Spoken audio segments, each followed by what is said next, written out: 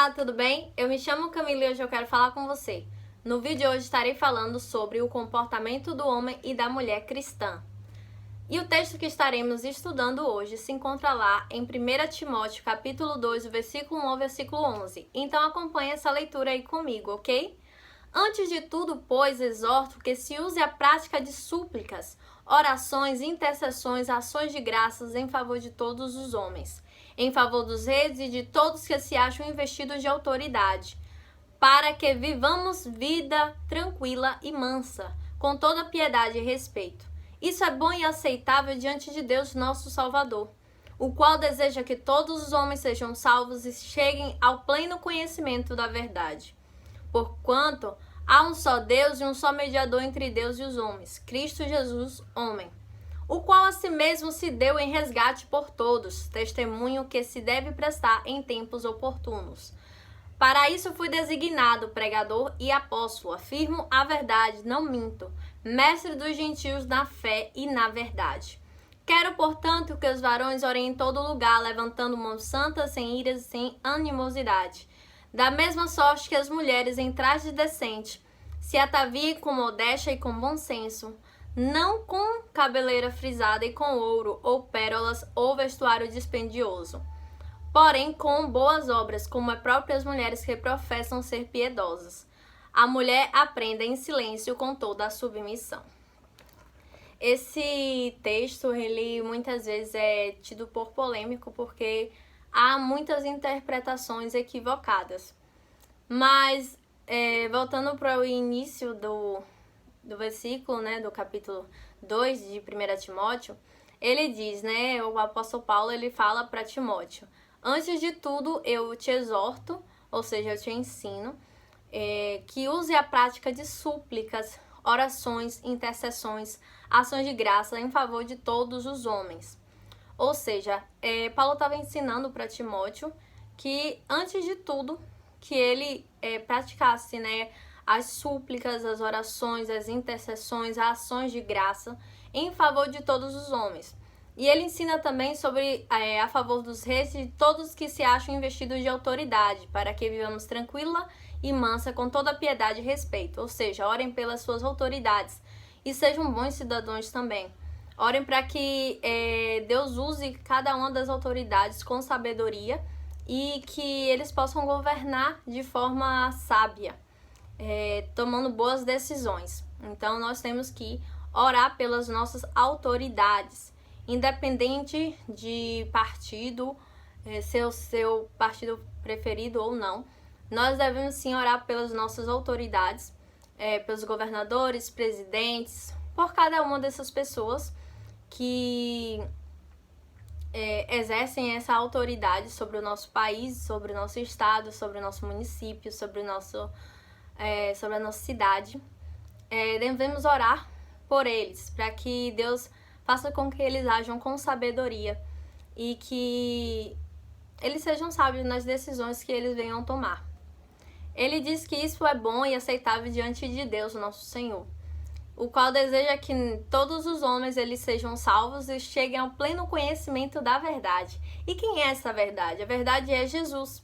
Então, que nós possamos orar pelas nossas autoridades, sermos bons cidadãos também, e que nós cheguemos a ser salvos e cheguemos ao pleno conhecimento da verdade. E ele diz que há um só mediador entre Deus e os homens, que é Jesus Cristo, homem. Ou seja, Jesus ele foi enviado para trazer essa ponte entre eu e Deus, entre você e Deus, para nos conectar novamente com Cristo, com o Senhor Deus, nosso relacionamento com Ele, que muitas vezes se perdeu. Jesus é aquele que está entre nós e Deus, para poder fazer essa ponte de relacionamento, se reconectar. O qual ele mesmo, Jesus, ele se deu em resgate por todos. Ele fez aquele sacrifício na cruz, morreu e ressuscitou ao terceiro dia por mim e por você. E ele diz que esse testemunho de Jesus deve se prestar em tempos oportunos, ou seja, em toda oportunidade que você tiver, você deve lembrar que uma pessoa, ele morreu numa cruz e ao terceiro dia ele ressuscitou e te resgatou e pagou um alto preço pelos seus pecados e que você é amado por ele. E Paulo, ele diz, né, para isso fui designado pregador e apóstolo, afirmo a verdade, não minto, mestre dos gentios na fé e na verdade. E aí ele começa uma parte falando sobre os varões e sobre as mulheres, de que forma eles devem agir no culto público. Havia muitas pessoas, né, várias mulheres de vários povos ali, e ele instrui, né, a forma como os homens e as mulheres devem se comportar em relação ao culto em público. E ele diz, quero, portanto, que os varões, ou seja, os homens, orem em todo lugar, levantando mãos santas, sem iras e sem animosidade. Ou seja, os homens, eles devem orar, levantando as mãos, sem ira, sem animosidade, orando em todo lugar. E ele diz que da mesma sorte, ou seja, da mesma forma, as mulheres, em trajes decentes, se ataviem com modéstia e bom senso. Ou seja, mulheres, não usem roupas vulgares. Muitos usam esse texto para dizer que mulheres não devem usar calça, apenas saia. Mas eu não vejo por esse ponto. Eu vejo como vocês, mulheres que são cristãs, que têm o conhecimento acerca de Cristo, use roupas decentes, modéstias, de bom senso, que não exponham o seu corpo. E ele diz, não com cabeleira frisada e com ouro ou pérolas ou vestuário dispendioso.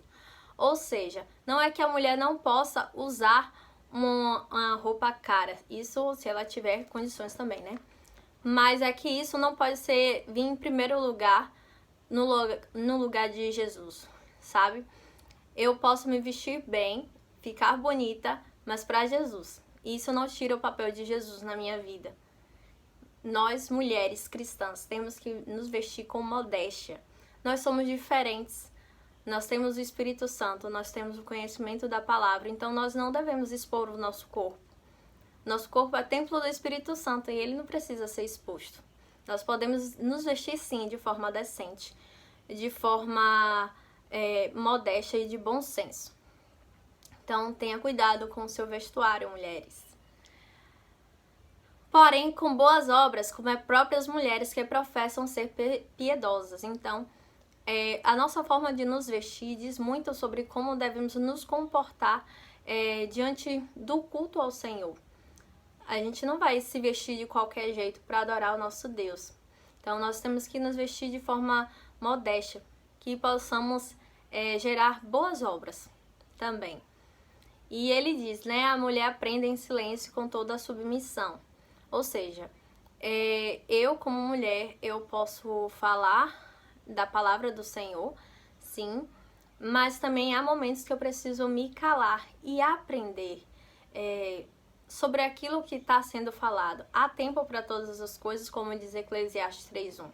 Então, há tempo para todas as coisas debaixo do céu. Então, há tempo de falar e há tempo de se calar. E há tempo de muitas mulheres se calarem e serem assim também usadas pelo Espírito Santo. Mas há momentos que ele nos direciona a falar e aí seremos usadas por ele para poder falar aquilo que ele quer que nós falemos. Eu agradeço por você assistir esse vídeo até aqui. Curta bastante ele, comente aqui o que essa palavra trouxe de novo para a sua vida, ou se você tem algo a acrescentar sobre o tema que eu tratei nesse vídeo. Compartilhe para que mais pessoas sejam alcançadas por esse evangelho. E se você é novo aqui no canal, tá vendo esse botão vermelho, clica nele, se inscreve e ativa o sininho das notificações. E eu te vejo no próximo vídeo.